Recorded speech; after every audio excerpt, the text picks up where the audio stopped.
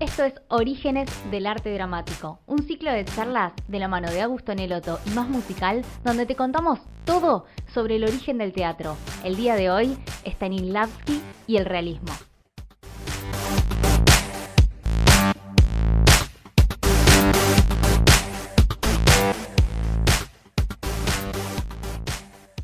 Buenas tardes a todos.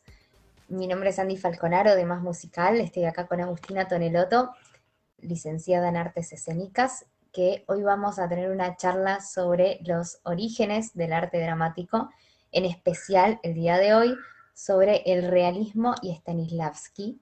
Así que voy a poner a compartir la pantalla con la información pertinente y Agus, te dejo a ti Dale. para que empieces.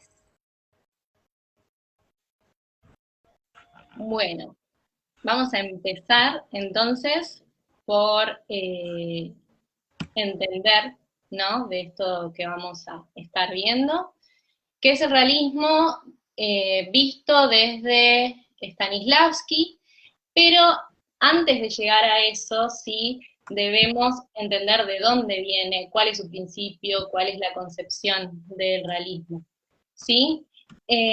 Partimos del realismo porque es lo que hoy en día tenemos más cercano a lo que nos rodea y a lo que vemos en la actualidad, ¿no? De alguna manera el realismo tiene tal vez una necesidad de generar empatía en el espectador, que al fin y al cabo es lo que hace a la industria que nos rodea que sea más taquillera, ¿sí?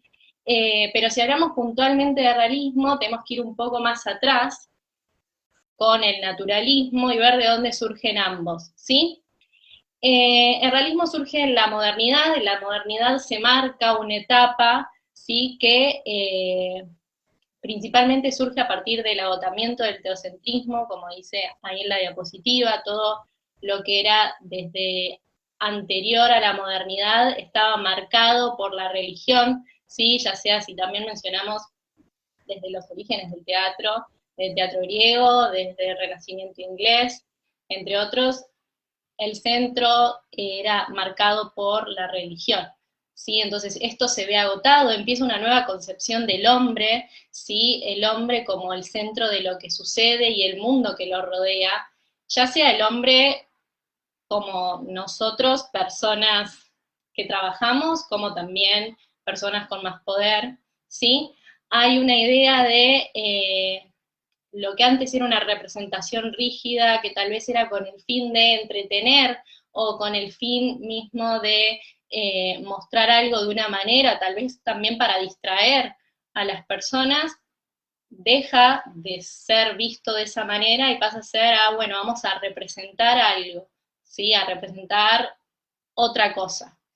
Y también con esta representación rígida también hay un pensamiento objetivo que se tenía sobre las cosas que eran de determinada manera y se busca que empiece a ser subjetivo, ¿sí? Y dentro de esta subjetividad, que de alguna manera también, a mi entender, tiene que ver con la religión, el arte toma esa subjetividad y comienza a dar respuesta a esas subjetividades, que tiene que ver con cómo el mundo, cómo en las masas, las comunicaciones, las revoluciones que van sucediendo por fuera del hecho artístico, ya sea políticas, que tiene que ver.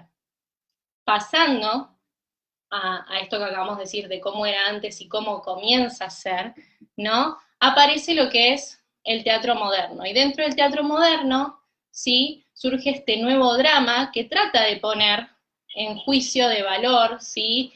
Que trata de cuestionar esta manera de ver el mundo que rodeaba en ese entonces, ¿sí? Que también la modernidad sigue hasta la actualidad y podemos decir que el teatro moderno también trata de cuestionar, ¿no? De alguna manera, o por lo menos en mi opinión, ¿sí?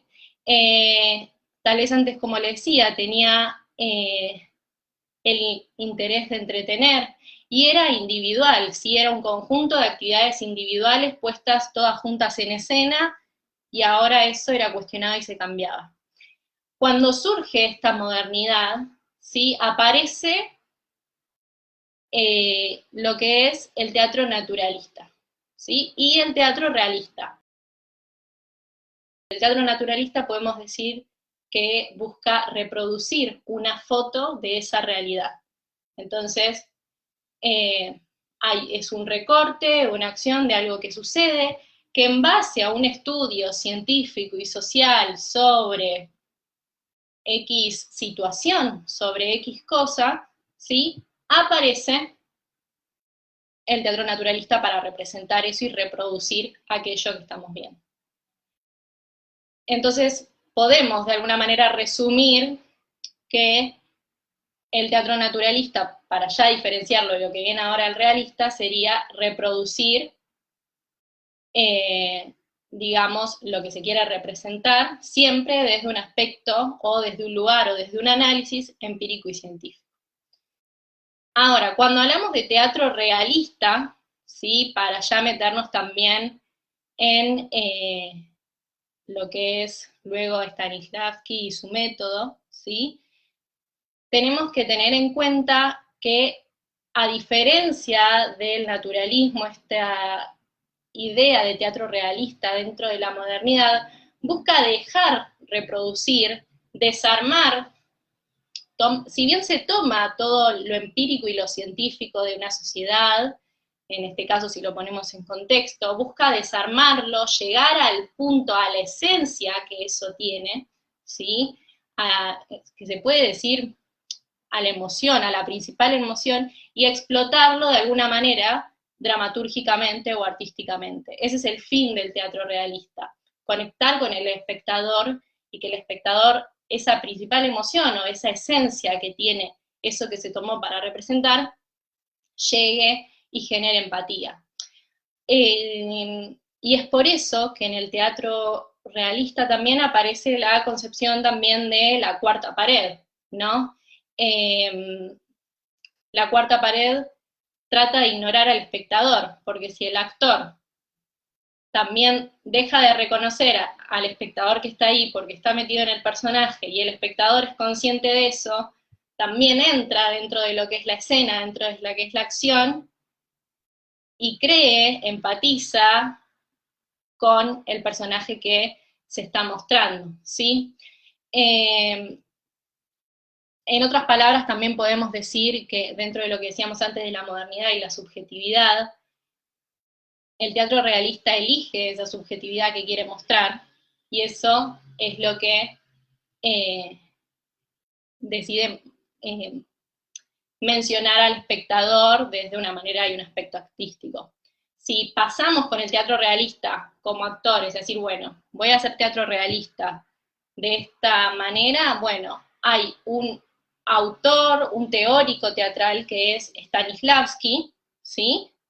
Stanislavski es uno de los primeros teóricos, ¿sí? Que aporta una perspectiva centrándose en el actor.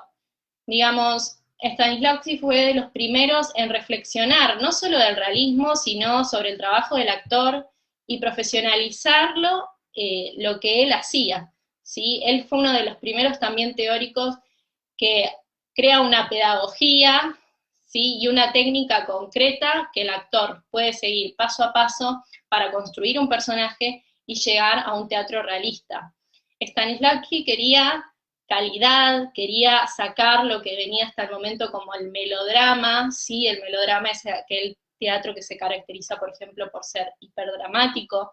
Entonces, él se interesa por eso, en sacar aquellos, o el Renacimiento inglés, que tiene una manera de hablar en particular, tal vez más declamativa. Entonces, lo que busca Stanislavski es borrar todo eso, ¿sí? Stanislavski lo que quiere es que el actor se vea y se encarne tanto como el personaje, que hasta sea espontáneo, ¿sí? Quiero ocultar que no se vea el procedimiento de creación de un personaje, que no se vea un actor, que se vea un personaje encarnado, ¿sí? Por eso es que decimos que crea una técnica pedagógica, porque él marca un paso a paso, de hecho, sigue marcando un paso a paso después de su muerte inclusive, porque sus discípulos siguieron construyendo su técnica con cosas que él había dejado.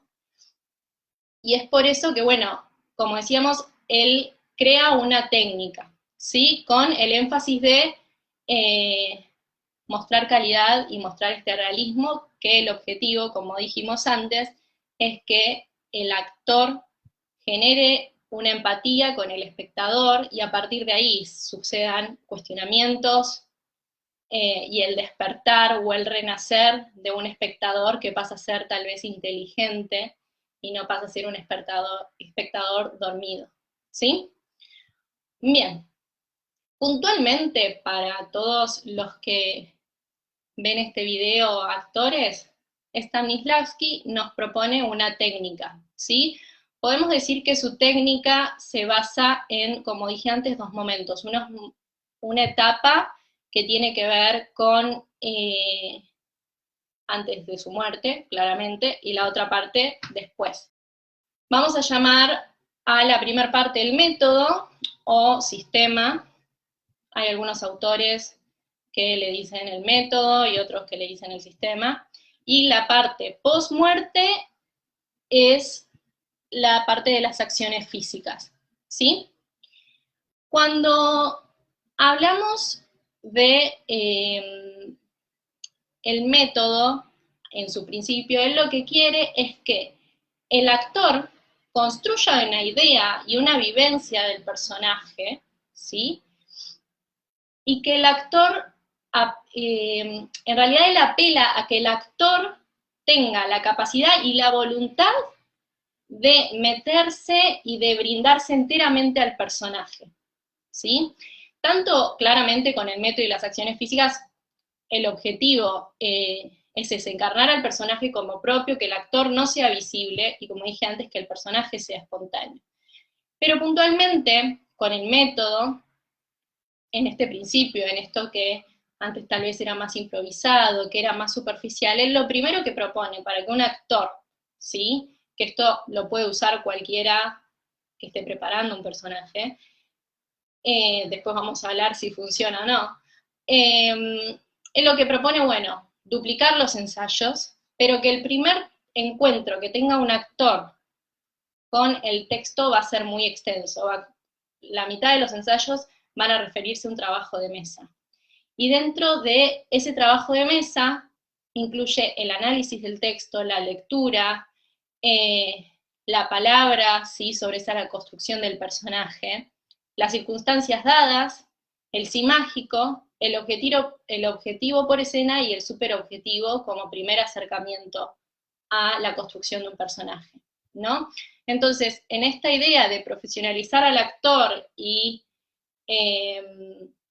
darle una mayor importancia a la actuación realista, propone este primer acercamiento más sobre el consciente y el inconsciente, tal vez del personaje, pero desde un aspecto más psicológico, más sentarnos a escribir, a analizar, a tachar, a hacer fechas y a dibujar todo nuestro guión o nuestro texto dramático, ¿sí? Cuando hablamos de circunstancias dadas, ¿sí?, nos referimos a el conflicto, nos referimos a cómo empezó el personaje, cuando empezó la primera oración del guión, bueno, ¿cuál es la biografía que tiene el personaje?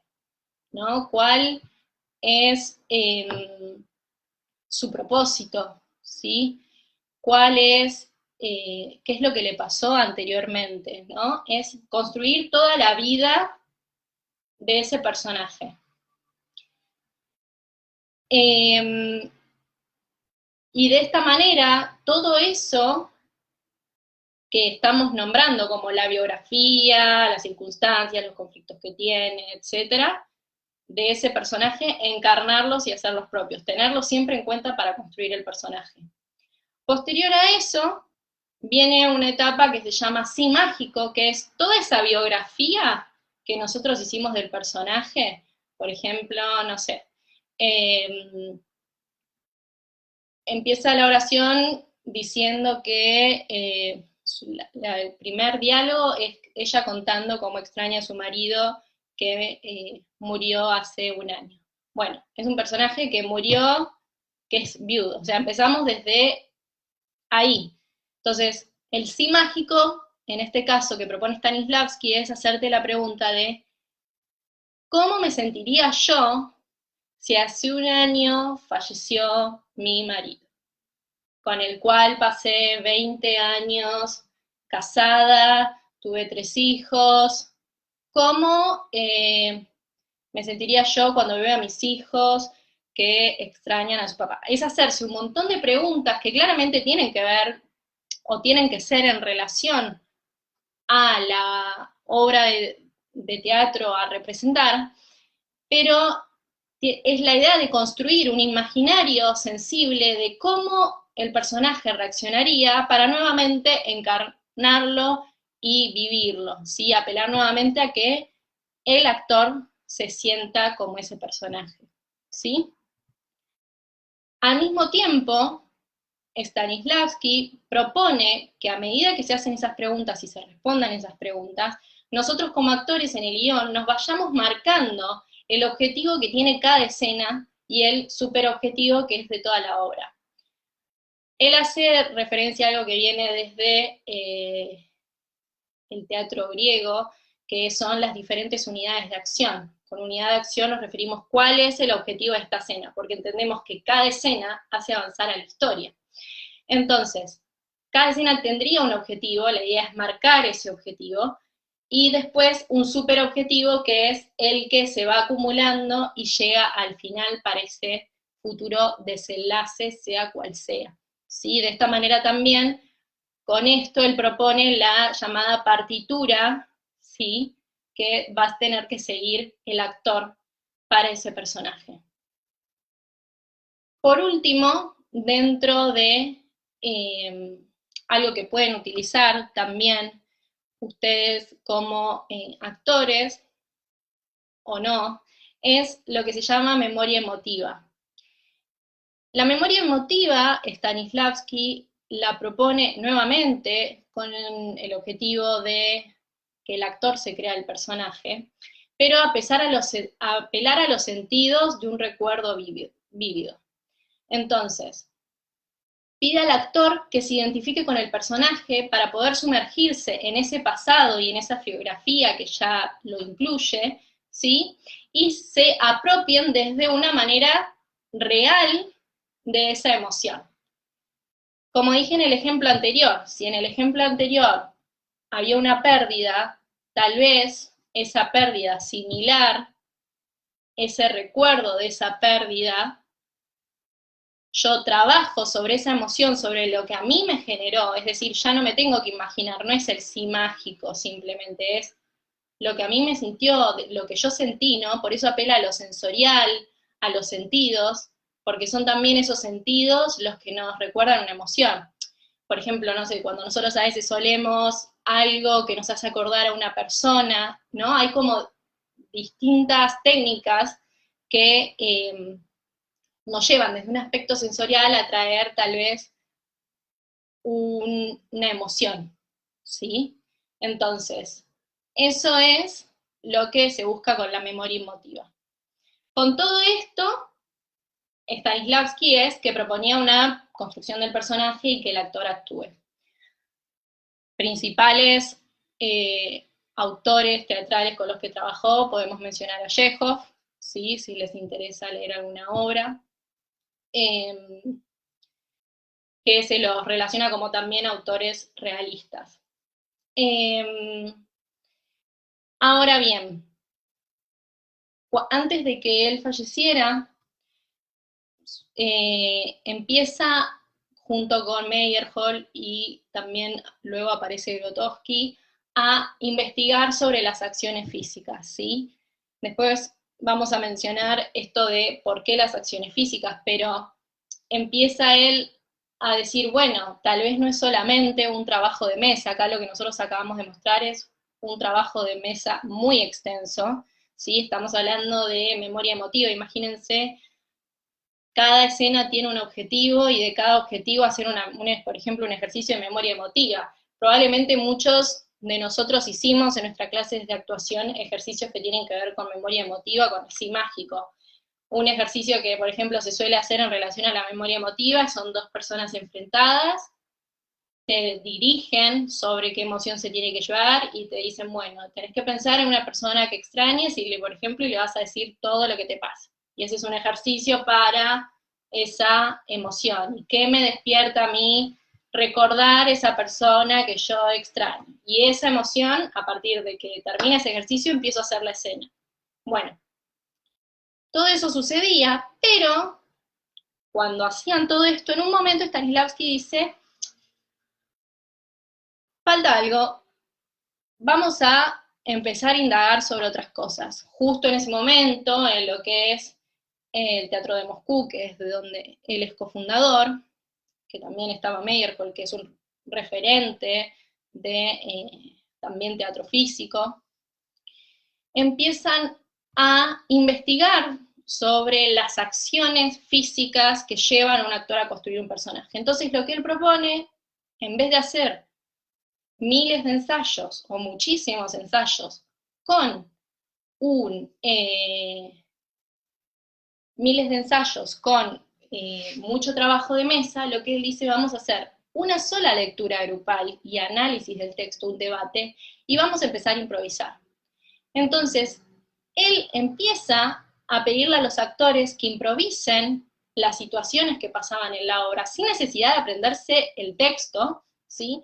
Que improvisen, y a que a partir de las improvisaciones y de las propuestas que podían surgir, ¿sí? De poner el cuerpo, ¿sí? A partir de una acción proponer algo, se empiece a generar un descubrimiento y una identificación con el personaje, ¿sí? Entonces, no quiere decir que con las acciones físicas se dejó de lado el método. Creo que en realidad lo que proponía Stanislavski, desde mi opinión, es que se unan. Después, bueno, Grotowski habrá hecho su descargo, o Meyerhold, sobre si sirve o no sirve. Stanislavski a priori lo que proponía es que haya una identificación del personaje, que se encarne el personaje, que se lo haga propio, que se siga utilizando el sí mágico y la memoria emotiva, pero que sea a partir de la improvisación, que a partir de la propuesta del actor, de la propuesta orgánica del actor, de esa improvisación, descubrir y crear el personaje, ¿sí? Con todo lo anterior realizado, con todas esas improvisaciones, una vez que el actor ya conocía lo que hacía, ya tenía transitado a su personaje de manera física, con propuestas espontáneas sobre lo que quería mostrar, bueno, ahí recién venite el próximo ensayo con el guión listo, y ahí empezamos a actuar y a ensayar la obra, ¿sí? Entonces, esto es a priori lo que proponía Stanislavski. Nosotros podemos tomarlo o no tomarlo como actores, ya sea el método, las acciones físicas. Creo que hoy es más común en una clase explorar a través de las acciones físicas. El método sigue estando, de hecho hay muchas escuelas que lo utilizan en Estados Unidos, ¿sí? Muchos actores se formaron con esto, pero lo que nos trae aquí a este grupo de fanáticos del musical es el realismo en el teatro musical. ¿Nos sirve como actores? ¿Sí? ¿Hay solo una técnica? ¿Qué nos puede aportar lo que nos propuso Stanislavski? A ver, cada uno sacará sus propias conclusiones, ¿no? ¿En qué nos puede servir como actores? En realidad tal vez al principio podemos pensar que de por sí el teatro musical a priori como concepto no es realismo porque ninguno desde si está llorando se para, mira al horizonte y empieza a cantar, ¿no? Entonces, ya partiendo de la base que el teatro musical no es realista, podemos decir que tal vez el teatro o la actuación realista nos ayuda a, claro, desde mi opinión, nos ayuda a que el espectador haga empatía, conecte, porque como la actuación es realista, me la creo y a partir de ahí surge todo lo otro. Por lo menos eso me pasa a mí cuando tengo mi opinión formada, que tal vez el teatro musical surge de que al actor no le alcanza la palabra y que a partir de eso empieza a usar otra disciplina como el baile y el canto, ¿sí? Pero es muy importante también entender que no hay una sola técnica, ¿no? De actuación. No hay una sola cosa que nosotros podemos usar. Queda en nosotros qué elegimos, queda en nosotros si realmente queremos brindar, porque también uno tiene que estar dispuesto tal vez a remover cosas del pasado y que tal vez esas cosas del pasado que nos sirvan hoy, por ahí en un momento, en este ejemplo que dije, si yo me imagino, si yo falleció alguien muy importante que justo me sirve para la obra, dentro de 5 años, tal vez esa emoción que siento o esa sensibilidad que me genera no es la misma, entonces eso se agotó, ¿no? Entonces por eso es muy importante nutrirnos de más cosas, a mi opinión, no quedarse solo con uno. Está buenísimo y es importante entender que a partir de Stanislavski en general es donde surgieron todas las otras corrientes de teatro, porque se oponían a él o porque le daban la razón. Que eso es lo interesante, lo que estás diciendo, de Stanislavski vino y dijo, bueno, vamos a darle forma a esto que estamos haciendo, y está buenísimo estudiarlo y conocer todos los orígenes, pero esto que decís es fundamental, el estudiar y aprender desde otras tradiciones, desde otros teóricos, nos ayuda justamente a ser artistas más versátiles y con una perspectiva mucho más amplia para poder tener mayor cantidad de recursos. Así como en el teatro musical, en teoría vos deberías saber tap, contemporáneo, jazz, theater dance, teatro, speech level singing, deberías saber también distintos tipos de actuación para poder, digo, teatro físico, acrobático, teatro realista, naturalista, perdón. Uno debería saber un poco de todo justamente porque te da mayor posibilidad de llegar a más trabajos, a más audiciones. Y justamente el aprender un poquito más sobre los orígenes, de dónde surge cada cosa y qué es lo que buscaba, nos puede ayudar como artistas a tener una mirada mucho más amplia de lo que queramos hacer. Incluso esto fundamental que mencionaste, el teatro musical no es un teatro del tipo naturalista, pero dentro del teatro que no es naturalista, porque de la nada te pones a cantar, más allá de que fanáticos del teatro musical, soy fanática del teatro musical, me encanta que canten de la nada, o sea, sí, es injustificado que de la nada la gente se ponga a cantar porque está triste, no sé, Jean Valjean se está por morir, está ahí como en situación de enojo y se pone a cantar, no es normal que uno haga eso en la vida, pero está bueno poder abarcar y abordar ese personaje desde un lado quizás un poco más realista y un poco más naturalista dentro de lo que se puede. Y ahí es donde empieza a ser una hibridación de las técnicas, de los métodos, como lo quieran llamar, ¿no? Sí, y más que nada de que todo está a nuestro servicio para nosotros elegir qué nos sirve y qué no. Y que también algún mismo director nos puede pedir otra cosa y decís, ah, y esto, bueno, y empezar nosotros a ver qué recursos tenemos. Tenemos de Stanislavski, tenemos esto. Después veremos de Brecht qué nos propone para poder seguir construyendo un personaje, ¿no? Pero es eso, hay tanto que, digo desde mi humilde opinión, como consejo es, bueno, mejor no casarnos con ninguno porque hay todo un mundo infinito de cosas que nos pueden ayudar y nos pueden servir para seguir dando también lo mejor de nuestro artista, ¿no? Tal cual. Es que, bueno, eso que dijiste, el tener la posibilidad de elegir, eso es lo que te da la libertad y lo que te da justamente el mayor posibilidad, mayor, bueno, mayor capacidad, eso. Que vos elijas qué es lo que querés.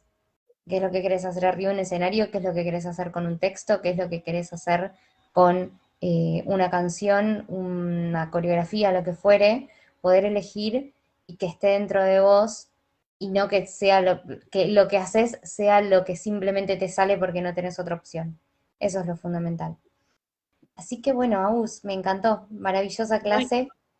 Muchas gracias por este espacio, así que nos vemos la próxima.